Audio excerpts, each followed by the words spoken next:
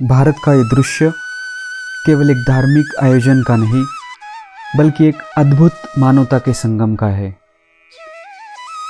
प्रयागराज, जो एक पवित्र और आध्यात्मिक जगह है, इस बार फिर से महाकुंभ 2025 के कारण इतिहास रचने जा रहा है।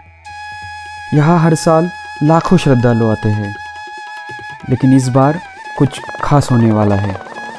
दुनिया भर से श्रद्धालु अपनी आस्था और विश्वासों के साथ प्रयागराज के पवित्र संगम पर एकजुट हो रहे हैं, सिर्फ और सिर्फ एक मकसद से, संगम में बस एक बार डुबकी लगाने, जो बना रहा है दुनिया की अब तक के हिस्ट्री में हुई सबसे बड़ी ह्यूमन गैदरिंग, दुनिया का सबसे बड़ा मेला, महाकुंभ।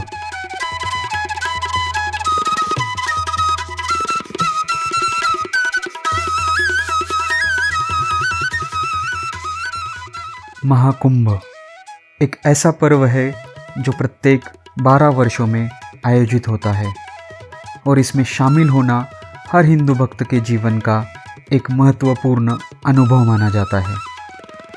और ये कुंभ मेला जब भी होता है एक नया वर्ल्ड रिकॉर्ड बनता है। 2019 का अर्धकुंभ दुनिया की सबसे बड़ी स्पिरिचुअल गैदरिंग थी, जिसमें 20 करोड़ लोग शामिल हुए थे। लेकिन इस बार 2025 का महाकुंभ दुनिया के सब रिकॉर्ड तोड़कर एक नया अध्याय रचने वाला है, क्योंकि महाकुंभ 144 सालों में बस एक बार आता है और इसमें अभी तक शामिल हुए हैं 50 करोड़ से भी ज़्यादा लोग। अब यदि आप अमेरिका, इंडोनेशिया और पाकिस्तान, इन तीनों देशों की पॉपुलेशन को जोड़े तो भी ये नंबर उससे कहीं ज़्यादा बड़ा है। महाकुंभ की इस पवित्र धरती पर सभी भेदभाव और आस्थाओं से परे हर व्यक्ति एक समान है। यहाँ पर ना कोई अमीर है ना कोई गरीब, बस सबका एक ही मकसद है, संगम में एक बार डुबकी लगाने का। महाकुंभ होने का ये समय बस कोई इत्तेफाक नहीं है। महाकुंभ का आयोजन एक एस्ट्रोनॉमिकल इवेंट के आधार पर होता है, जब ग्रहों और नक्षत्रों की स्थिति विशेष रूप से अनुकूल होती है। यह समय तब आता है जब गुरु, सूर्य और चंद्रमा एक विशेष स्थिति में आ जाते हैं। ज्योतिष शास्त्र के अनुसार जब जुपिटर ग्रह, जो ग्रह शुभ माना जाता है, मेष या कुंभ राशि में प्रवेश करता है और साथ ही सूर्य और चंद्रमा भी इन राशियों में होते हैं, तब इस समय को कुंभ मेले के लिए सबसे उपयुक्त माना जाता है। इसी कारण महाकुंभ के समय यह विश्वास किया जाता है कि भक्तों के पाप धुल जाते हैं और उन्हें मोक्ष की प्राप्ति होती है। यह न केवल एक धार्मिक पर्व है, बल्कि खगोल शास्त्र और प्रकृति के अद्भुत संगम का प्रतीक भी है। लेकिन इस महाकुंभ का मतलब और इसकी होने की वजह समझने के लिए हमें इन नदियों को समझना पड़ेगा, क्योंकि हिंदू धर्म में यह जो नदियाँ बहती है वो सिर्फ नदियाँ नहीं है। प्रयागराज का त्रिवेणी संगम एक ऐसी जगह है जहाँ 3 पवित्र नदियाँ मिलती है। यह स्थान केवल भौतिक दृष्टि से नहीं बल्कि आध्यात्मिक दृष्टि से भी अत्यंत महत्वपूर्ण है।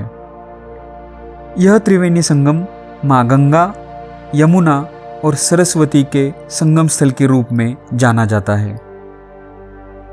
सबसे पहले बात करते हैं माँ गंगा की। गंगा को भारतीय संस्कृति में जीवन की प्रतीक मानी जाती है। माँ गंगा का उद्गम स्थान गंगोत्री है, जो हिमालय पर्वत की गंगोत्री ग्लेशियर से निकलती है। गंगा का जल, जिसे माँ गंगा के रूप में पूजा जाता है, विश्व भर के करोड़ों श्रद्धालुओं के लिए आस्था और जीवन का प्रतीक है। अब बात करते हैं यमुना की, जो अपनी पवित्रता और विशेष स्थान के कारण महाकुंभ में अत्यधिक महत्व रखती है। यमुना को भी एक पवित्र नदी माना जाता है और इसकी महत्वता विशेष रूप से भगवान श्री कृष्ण से जुड़ी हुई है। ये नदी हिमालय के जोनसार बावर क्षेत्र में स्थित यमुनोत्री से निकलती है और जैसे ही ये मैदानों में प्रवेश करती है, इसका पानी शुद्धता और आशीर्वाद का स्रोत बन जाता है। यमुनोत्री से निकलने के बाद यमुना नदी उत्तर भारत के कई प्रमुख स्थानों से गुजरते हुए अंततः आगरा होते हुए प्रयागराज में गंगा से मिल जाती है। तीसरी नदी जिसे हम त्रिवेणी संगम में महसूस करते हैं वो है सरस्वती। हालांकि ये नदी आज हमारे सामने दिखाई नहीं देती, फिर भी इसकी उपस्थिति को हर एक भक्त अपने हृदय में महसूस करता है। तो तीनों नदियाँ मिलके इस संगम को बनाती है त्रिवेणी संगम।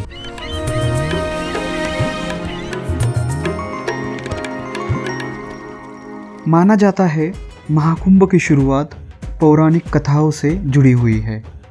हिंदू धर्म के अनुसार जब देवता और राक्षस समुद्र मंथन कर रहे थे तो अमृत कलश के गिरने के कारण 4 स्थानों प्रयागराज, हरिद्वार, उज्जैन और नासिक में कुंभ मेला आयोजित होने की परंपरा शुरू हुई।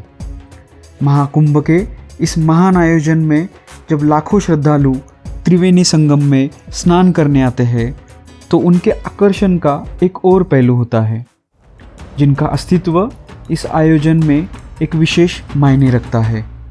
ये है नागा साधु। नागा साधु जो शिवजी के सबसे बड़े भक्त है, महाकुंभ की आत्मा और उसकी शक्ति के प्रतीक है।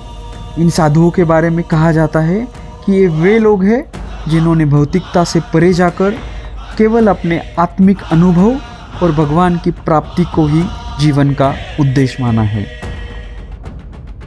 महाकुंभ में जब नागा साधु स्नान करने के लिए संगम में उतरते हैं तो ये दृश्य एक अद्भुत आध्यात्मिक ऊर्जा से भरा होता है।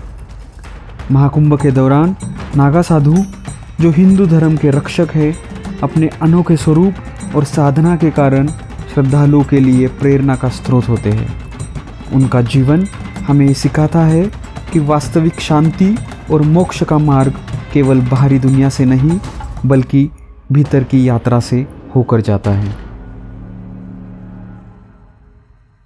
महाकुंभ एक ऐसी घटना है जो शब्दों से परे है। यहाँ कुछ ऐसा विशेष है जो हमें अपनी आस्था और विश्वास के साथ जोड़ता है। महाकुंभ सिर्फ एक स्थान या एक समय नहीं है, एक ऊर्जा, एक शक्ति, एक आस्था का महासंगम है। और यही कारण है कि ये लाखों लोगों को अपनी ओर आकर्षित करता है। चाहे आप जीवन में किसी भी मोड़ पर हो, महाकुंभ आपको शांति और शक्ति प्रदान करता है जिसे आप ढूंढ रहे हैं। यदि आपने महाकुंभ का अनुभव नहीं किया है तो शायद आप अपने जीवन के सबसे बड़े अद्भुत अनुभव से वंचित हैं।